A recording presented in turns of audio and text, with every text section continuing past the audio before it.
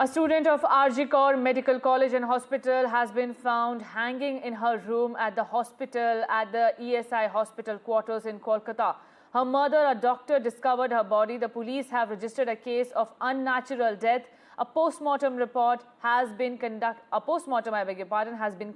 and the report is awaited. The young woman's mother, a doctor, works at the hospital, and the deceased young woman was staying with her in the hospital quarters. My colleague Saurabh Gupta is joining me for more on this. Saurabh, take us through the details you have till now. Well, just to clarify, this is a student of RG Kaur Medical College and Hospital, but this incident took place not in Kolkata, but in North 24 Parganas district at the ESI Hospital in Kamarhati. The young lady's mother is also a doctor. This was the quarters of the ESI hospital there. And the girl, of course, was not responding to calls. That is when her family member or her mother presumably broke open the door and found her hanging. This, of course, was later, police came in to the scene and registered a case of unnatural death. UD cases are the beginning of any investigation. That's the procedure, and it is suspected to be a case of suicide. Though the police have made it very clear that they will not officially comment on it, on the cause of death, or on what it could probably be before they have the postmortem report that says exactly what it is. And this, of course, comes from the lesson they've learned in the previous case, where someone, presumably said it was suicide, and that became a huge issue. So the police have been very careful in this. This girl's body was found, and a postmortem, like you said, was conducted. The postmortem report is awaited. An unnatural death case has been registered. The family members found the body. This took place at her home, which is, of course, the residential quarters. Her mother is a doctor, and the police, in preliminary investigations, preliminary inquiries, have found out that her father is also, associated with a bank and was not in the city when this incident took place. Right. Saurabh, if you can throw some highlight over how this case was discovered and what will be the further investigation that will be conducted in the case? So it's very clear whatever happens will happen after the postmortem report. The postmortem report will be key, and this was, of course, discovered by the family themselves. The mother was the one who, realized that this young lady, this student, was not answering, calls, and therefore, they broke open the door and found her hanging. So obviously, the body was discovered by the family themselves, and the postmortem report will be clear on what was the possible cause of death and how it occurred. Right, Saurabh, thank you so much for joining us. A student of RG Kaur Medical College and Hospital was found hanging in her room at the hospital at the ESI Hospital Quarters in North 24 Parganas, as Saurabh said. Her mother, a doctor, discovered her body. The police have registered a case of unnatural death. A postmortem has been conducted and the report is awaited. The young woman's mother, a doctor, works at the hospital, and the deceased young woman was staying with her in the hospital quarters.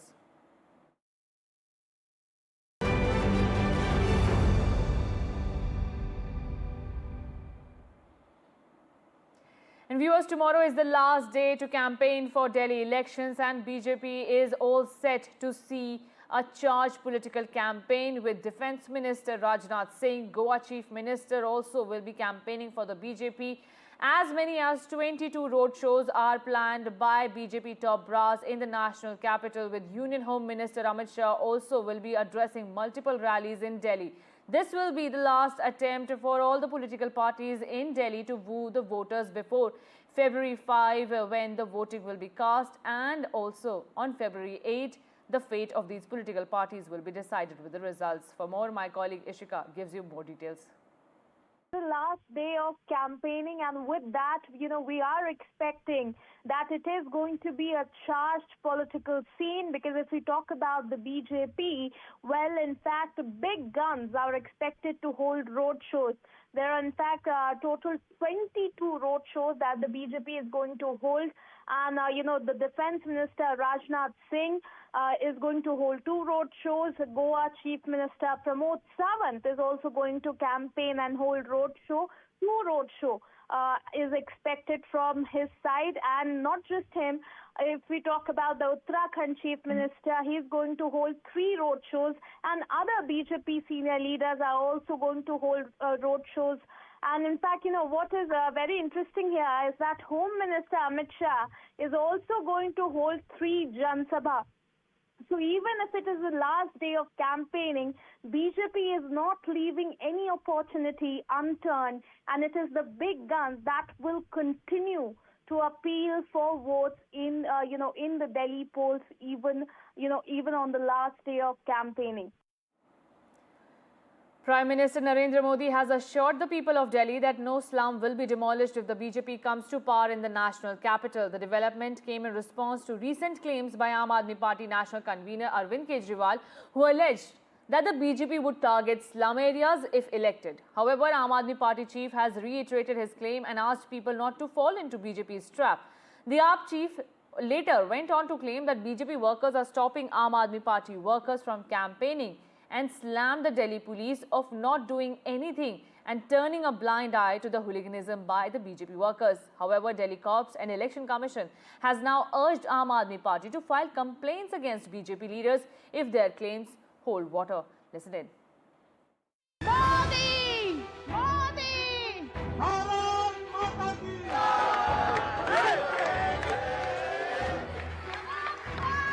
With campaign for Delhi polls coming to an end in less than 24 hours, campaigning has now entered the slog overs. After Yamuna and Sheesh Mahal, slums are the new flashpoint between Aam Aadmi Party and the Bharatiya Janata Party. Prime Minister Narendra Modi in his last Delhi rally promised that not a single jhuggi will be demolished in the capital.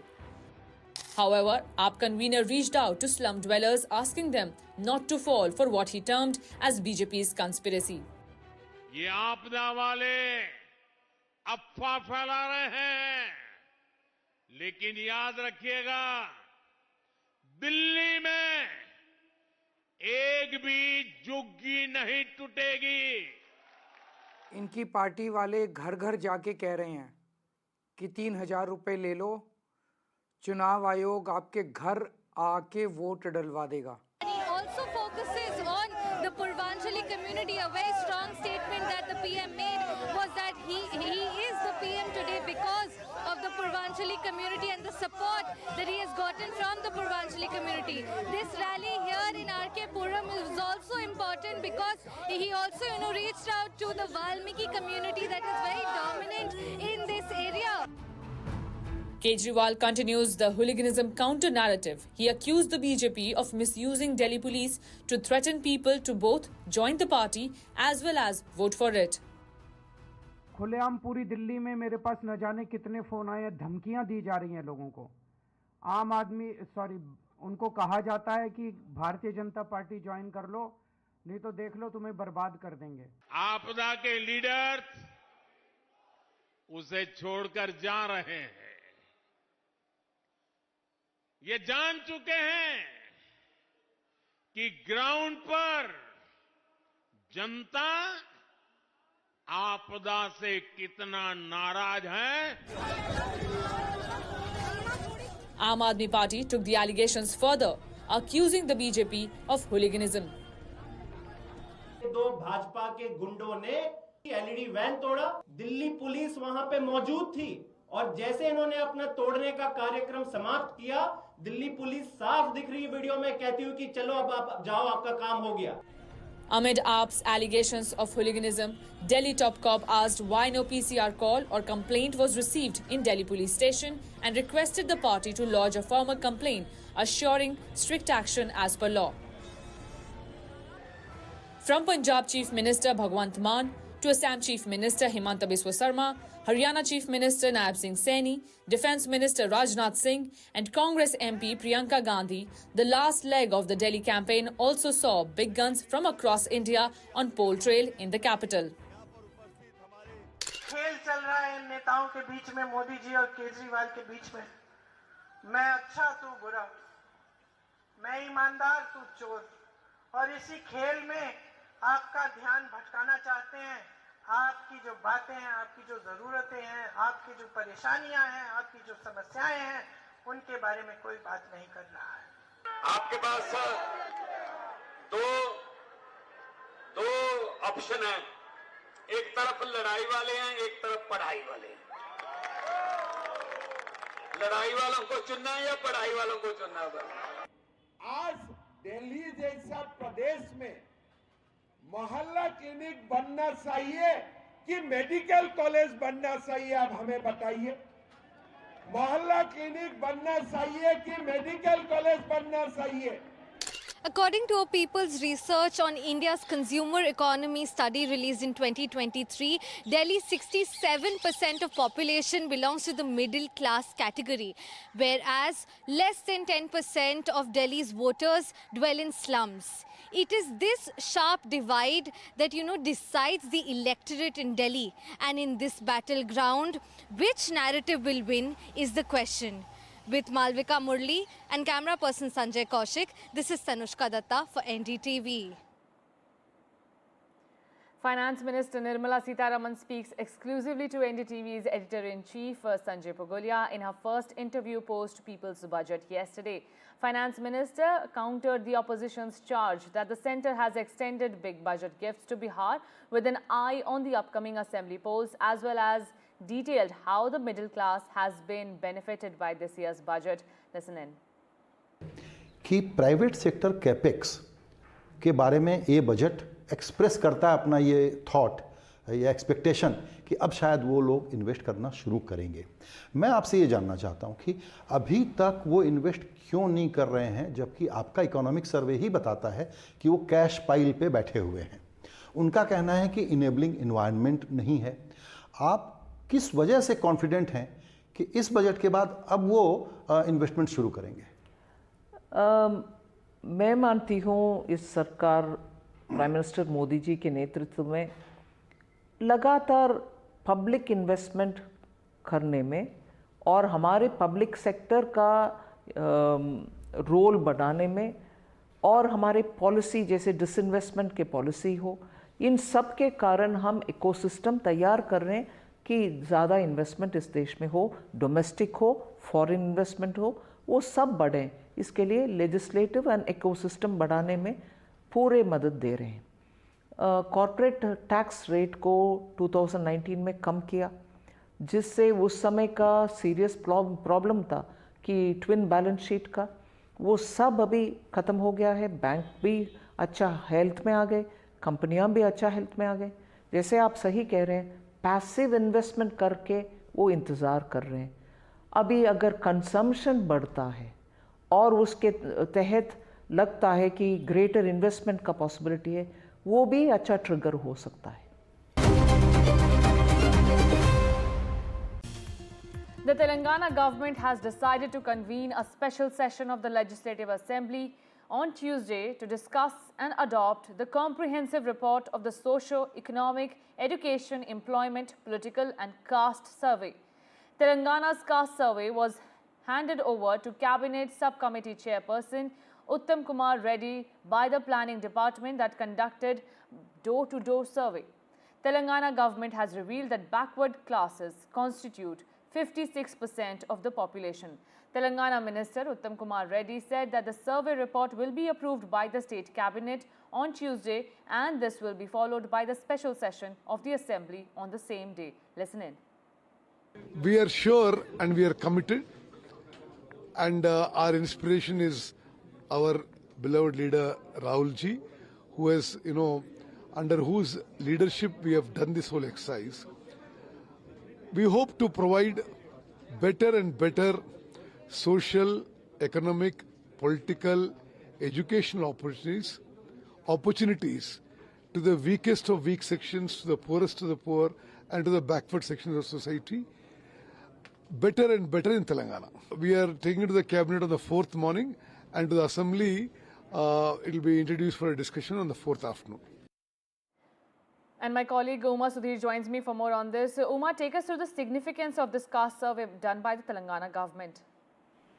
So this is a pre-poll promise by the Congress government that they will conduct a caste-based survey, and that is not just for Telangana, but for or across the country. And they have said that this will be better directing the quota and other benefits that can be given to the vulnerable communities.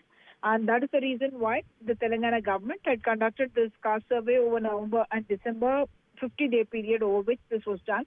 And almost 96.9% of the population was covered, is what we are being told, or more than 96% of the population was covered. And they've said that the population, of course, of the figures that have been given is of 3.7 crore. So what happens here is that they have now said that 56% of the population of Telangana is actually belonging to the backward classes. And of that, of course, there is also a 10% Muslim backward class that has been added to the 46% that is otherwise there as part of the Hindu population. So there is three categories of backward classes that you can talk about. One is the BC Hindus, who are about 46%, BC Muslims, who are about 10%, and then there is also an SC, which is the group who have converted to Christianity. They are also part of the backward classes here. So two important questions that would arise is, one, whether the promise of increasing the BC quota from 23% to 42% in local body polls, whether that will be applicable when the local body elections are to be held later this year. And second, they have also made a promise saying that 42% of the civil contracts in the government will be actually given to the backward classes, and whether that promise also will be fulfilled by the Revanth Reddy government. The cabinet is to meet tomorrow, and then they will decide, not tomorrow, the day after, and then they will be deciding on what kind of way they will take this caste survey forward, because there have been only two states that have done this caste-based survey. One was, of course, Bihar, and subsequently Karnataka, which has not made its data public. Right. Thank you so much, Uma, for joining us with those updates. To ensure that devotees do not face any difficulties during the Amrit Snan on Basant Panchami and to prevent any kind of disorder, all departments working in the Maha Kumbh are opening and operating together in the Kumbh Command and Control Center. The Command Center is monitoring all 25 sectors of the Maha Kumbh Mela. 30 pontoon bridges and sensitive barricades are being built. More than 3,000 CCTV cameras are being used to monitor both the city and the Mela area, as well as Uttar Pradesh Chief Minister Yogi Adityanath has given zero error directive this time. Listen in. We have, from the last Snan, we have identified not only the leakage points from where our plans were they were changed, and some people started coinciding with the crowd. So we have identified those leakage points and have them covered, barricaded. Also, we have identified strategic points which need to be, given more force, and the officers have been put there at specific points to enhance the security as well as traffic management. Israeli police are conducting a criminal investigation into Israeli Prime Minister Benjamin Netanyahu's wife, Sara Netanyahu. The Office of the State Attorney has informed. Sara Netanyahu is accused of tampering in her husband's corruption trial. It is alleged that Sara Netanyahu had tried to intimidate a key witness in her husband's ongoing corruption trial. And with that, we are slipping into a very short break.